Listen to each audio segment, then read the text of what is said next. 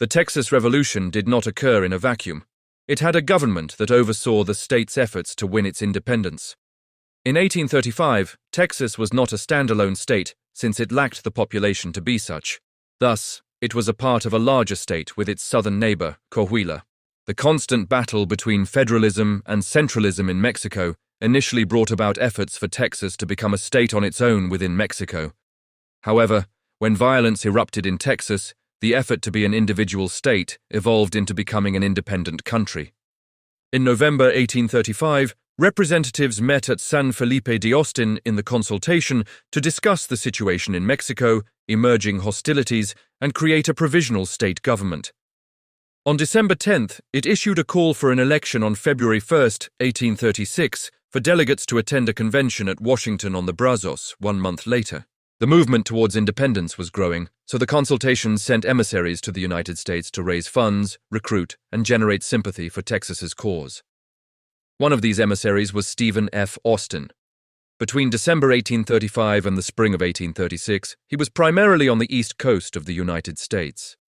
He was therefore out of Texas when the key events, such as the fall of the Alamo and San Jacinto, occurred. His absence would cost him politically during the Republic of Texas's first presidential election. On March 1st, the Convention of 1836 met at Washington on the Brazos. Of the 59 delegates who attended, 2 were native Texans, and 1 was born in Mexico.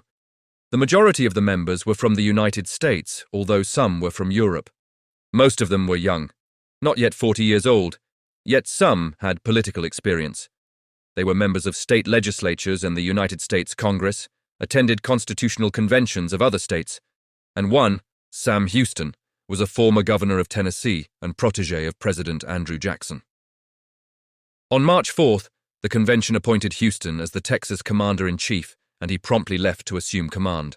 On the first day of the convention, George Childress presented a resolution that called for Texas's independence. Like the American Continental Congress, it appointed a 5-man committee to draft the Texas version. They included Childress as the chairman, James Gaines, Edward Conrad, Colin McKinney, and Bailey Hardeman. On March 2nd, the committee presented the Texas Declaration of Independence. It heavily borrowed the concepts of its American counterpart. Both began with the philosophical underpinnings of their respective revolutions. They emphasized not only a people's right to rebel against governments that become tyrannical, but a duty to do so. They also conclude with a list of grievances against the governments they sought to replace. That day, the convention unanimously voted in favor of Texas's independence. Thus, March 2nd is Texas Independence Day and the birthday of the Republic of Texas. The convention might have declared Texas independent, but that did not make it so. The delegates understood this, so they drafted men who were between 17 and 50 and healthy enough to fight to serve between 3 months and 1 year. In exchange, they would receive land, as many as 1,000 acres.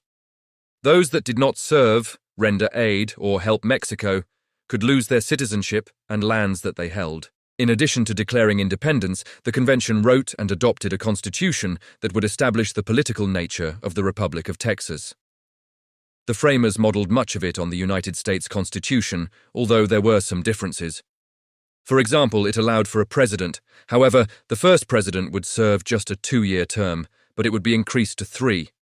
Regardless of the length of the term, though, he could not run for immediate re-election. It also called for a bicameral legislature, with a House of Representatives and Senate. Representatives would serve 1-year terms while senators had 3. Unsurprisingly, the Constitution allowed slavery, but it outlawed the international slave trade. It also did not allow for free blacks to live in the Republic without Congress's approval, and violators could be re-enslaved. The convention quickly adopted the Constitution on March 16th. By then, the Alamo had fallen, and the Mexican army was on the move. Following ratification, it established an interim government that would oversee the revolution until official elections could occur. It appointed David Burnett as the interim president and Lorenzo de Zavala as vice president, along with several cabinet positions. The victory at San Jacinto decisively ended the Texas Revolution, particularly since Mexican President Antonio López de Santa Anna was in custody. After getting him to sign the 2 treaties of Velasco, the interim government would call for general elections to be held September 5, 1836. Voters would have 4 decisions to make on the ballot. First, they had to approve the new Constitution. Assuming ratification, they would then allow for the Texas Congress to amend it. Voters would also choose their leaders in the new government, including the presidency. Finally, the election would gauge whether or not voters wanted to be a part of the United States or remain independent. Following the announcement, 2 candidates for the presidency emerged: Henry Smith, who was previously the governor of the Provisional State Government, and Stephen F. Austin. Despite Austin's importance in Texas history, he was not as popular as one would think. He had enemies due to the actions of one of his business associates, was not as eager for independence as voters wanted him to be, and since he was out of Texas during the Revolution, newer Texans did not know him well. A third candidate emerged just 11 days before the election, Sam Houston. On Election Day, voters unanimously approved of the new Constitution, although they rejected Congress's ability to amend it.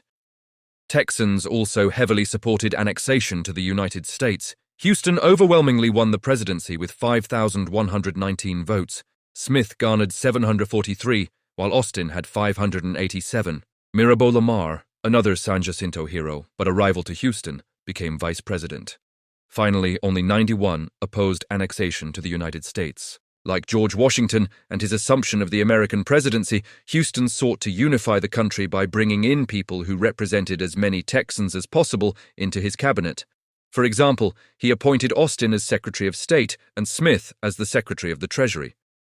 He made Thomas Jefferson Rusk, an ally, Secretary of War.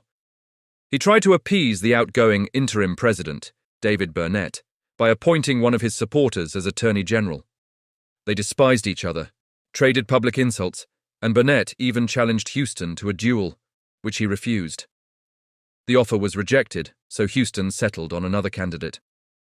On October 22, 1836, Houston took the presidential oath of office and began to oversee an infant country with a myriad of issues that he would have to address.